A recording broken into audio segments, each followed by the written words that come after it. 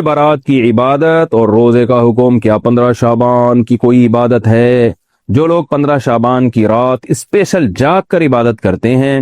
اور روزے کا بھی اہتمام کرتے ہیں، کیا یہ حدیث سے ثابت ہے؟ انجم سیالکوٹ۔ 15 شعبان کا روزہ تو کسی سے حدیث سے ثابت نہیں ہے، اس لیے اس کو تو چھوڑ دینا چاہیے اس کو،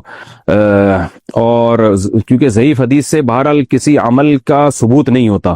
15 شعبان کے روزے کے بارے میں جو حدیث ہے وہ ضعیف ہے، تو اس سے عمل ثابت نہیں ہوتا،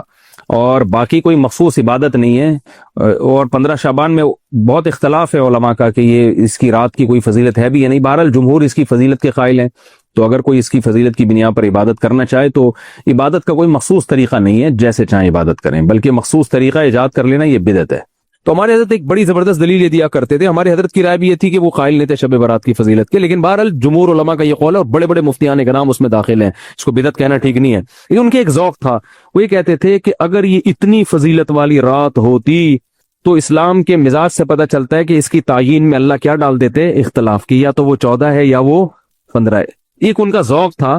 لیکن بہرحال جمہور کی رائے وہ بڑی مضبوط رائے ہے، وہ بھی بڑی مضبوط رائے ہے، ٹھیک ہے نا، اور فتویٰ بھی اسی پہ دیا جاتا ہے کہ اس رات کو عبادت کرے گا تو دوسری راتوں کی نسبت اس کو ثواب زیادہ میں۔ وہ پٹاخے تو ہیں ہی نہیں، وہ تو لوگوں نے ویسے بنائے ہوئے، ان کا تو کوئی تعلق ہی نہیں ہے، وہ اس کی فضیلت کے قائل ہیں، اور وہ اس کے قائل ہیں کہ اس رات میں عبادت کرنی چاہیے، تو آپ جمہور کے مذہب کو فالو کر سکتے ہیں۔ تو اب یہ بات تو ہو گئی جمہور کا مذہب، میں نے آپ کو بتایا کہ وہ اس رات میں فضیلت کے قائل ہیں کہ اس رات میں عبادت کرنی چاہیے،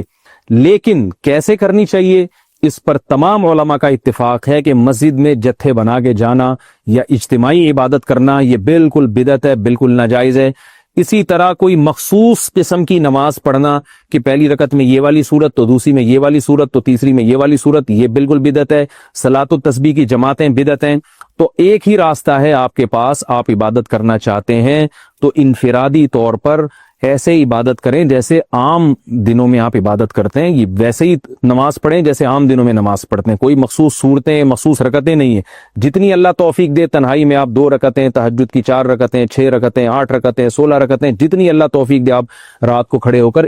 انفرادی نماز پڑھیں، دعائیں مانگیں اللہ تعالیٰ سے، قرآن کی تلاوت کریں، تسبیحات کریں، جتھے نہ بنائیں مسجد میں، چراغاں نہ کریں، بتیاں نہ لگائیں، قبرستانوں پہ رش نہ کریں، یہ سب ناجائز اور سب حرام ہے، گناہ ہے، اس کا اسلام میں کوئی تصور نہیں۔ کرنا ہے تو صرف ایک کام آپ کر سکتے ہیں کہ صرف عبادت کریں، اور اللہ کی رحمت سے امید کی جا سکتی ہے کہ اللہ تعالیٰ اس رات میں آپ کو عبادت کا دوسری راتوں کی نسبت ثواب عطا فرمائے گا، کیونکہ آپ اگر جمہور علماء کو فالو کر رہے ہیں تو ہمیں یعنی جن کے پاس علم نہیں ہے تو ان کو علماء ہی کو فالو کرنے کا اللہ نے حکم دیا ہے، تو آپ جمہور علماء کی رائے پر عمل کرتے ہوئے اگر عبادت کرنا چاہیں تو اللہ کی رحمت سے امید ہے کہ انشاءاللہ آپ کو ثواب ملے گا، لیکن عبادت کا کوئی مخصوص طریقہ ہرگز نہیں ہے۔ پمفلیٹ بٹ رہے ہوتے ہیں کہ یہ والی صورت پڑھنے سے یہ ہو جائے گا تو یہ والی صورت پڑھنے سے یہ ہو جائے گا، یہ بالکل غلط ہے۔ تو انفرادی عبادت ہوگی اور ایسے ہی عبادت کا طریقہ ہوگا جیسے پورے سال ہوتا ہے، نماز اسی طرح پڑھی جائے گی جیسے پورے سال پڑھی جاتی ہے، دعائیں مانگی جائیں گی، اپنے طور پر اجتماعی سطح پہ کوئی عمل نہ کیا جائے۔ اللہ تعالیٰ سے دعا ہے کہ اللہ تعالیٰ ہمیں سمجھنے کی، عمل کرنے کی توفیق عطا فرمائے۔